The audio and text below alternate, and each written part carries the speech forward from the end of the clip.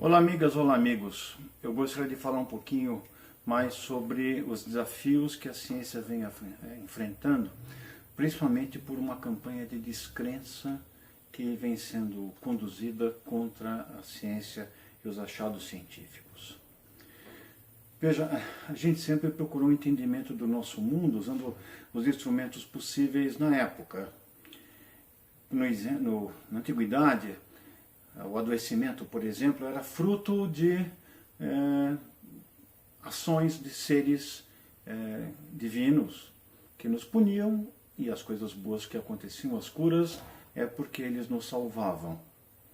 E esse pensamento persiste, ele não acabou.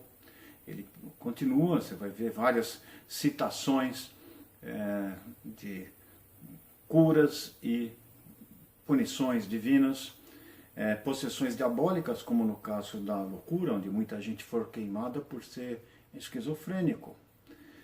Também nós temos hoje, digamos, uma certa tendência a acreditar de que o divino pode nos salvar, e pode.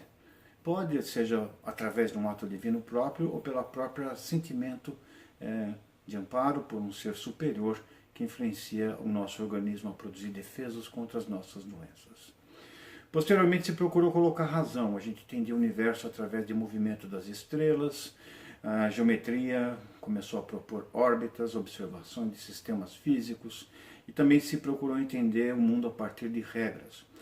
A filosofia foi de um lado nas humanidades, e assim como a geometria, a astrologia, que era uma ciência exata,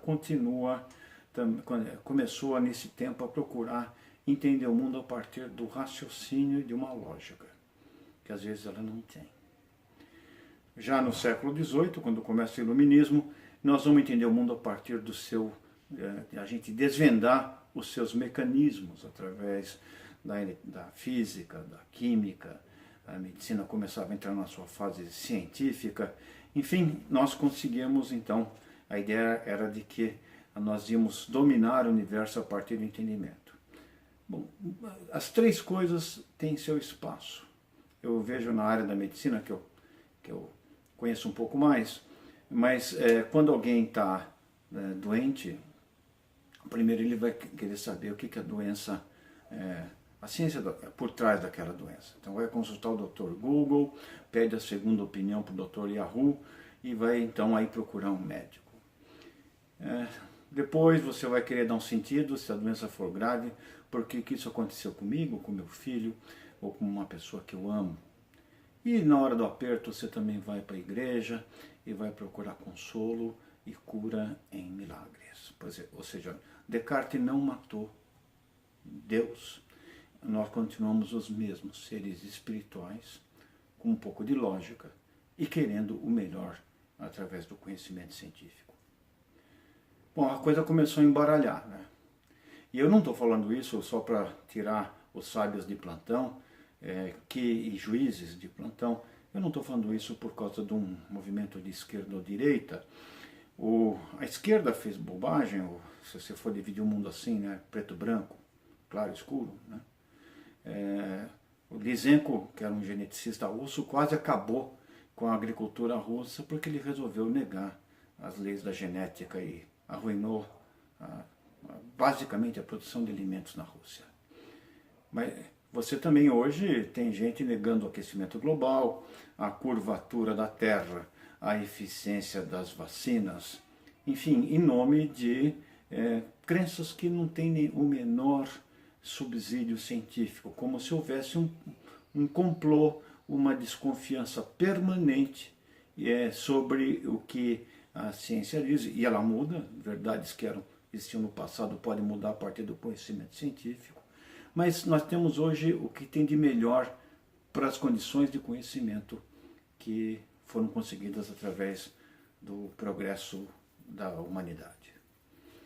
Então, ainda, voltando nesse debate, então, ainda na história da política, não é porque o indivíduo é de direita que ele tem que falar bobagem. Você vê, por exemplo, você não via a Margaret Thatcher negar a curvatura da Terra, e não se via também Winston Churchill, Reagan, abdicar da melhor ciência que ele possuía, né, para poder proteger seus países ou promover o desenvolvimento da sua nação.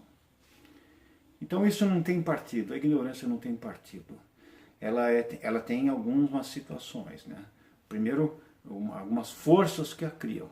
Umas são crenças pessoais, outras lendas urbanas, outras interesses econômicos, como por exemplo no caso do aquecimento global, onde a indústria do petróleo e da produção de energia a partir de queima de combustível fóssil quer acabar os seus estoques ou manter o osso pelo tempo que puder fazê-lo. Entra o carvão, entra todo o planejamento, digamos, de uma estrutura perdulária de consumo excessivo. Isso é novo, eu não tenho uma resposta, apenas estou dando um diagnóstico. Existe uma produção de ignorância, uma epistemologia da ignorância que é diferente da epistemologia, que é os mecanismos que movem a produção do conhecimento. As razões são várias, mas acho que a gente precisa estudar isso e desenvolver antídotos, porque nós não podemos voltar para teorias como das doenças infecciosas que são e fizeram, quer dizer, as vacinas que protegem contra agentes que mataram muita gente, elas são um fruto de uma ilusão e de um interesse comercial de um laboratório. Pode até ter interesse comercial e muita gente ganha dinheiro com o remédio, mas negar a existência do sarampo, negar a existência do Zika, da dengue, das doenças que batem às nossas portas, e não vamos vacinar os nossos filhos porque isso é falso, é um exagero do direito de exercer opinião, principalmente no momento onde a opinião de qualquer pessoa pode ser compartilhada. Você pode produzir uma opinião colocando em robôs, inflando uma opinião pública que não é pública. Alguém produz uma opinião pública artificialmente, onde você tem meios de simulação de voz que fazem as pessoas dizerem qualquer coisa, mesmo que elas nunca tenham dito. Você pode colocar alguém falando alguma coisa que ela nunca falou. E com as novas técnicas de imagem, você pode produzir coisas que você vê ela fazendo coisas que ela nunca fez. Bom, esse é só um alerta e talvez, sabe aquele desabafo de domingo que você está pós-carnaval, hoje é segunda de carnaval, e eu fiquei pensando como é que a gente chegou nesse buraco, ou gente querendo nos empurrar para esse buraco. Um abraço para vocês e boa folia.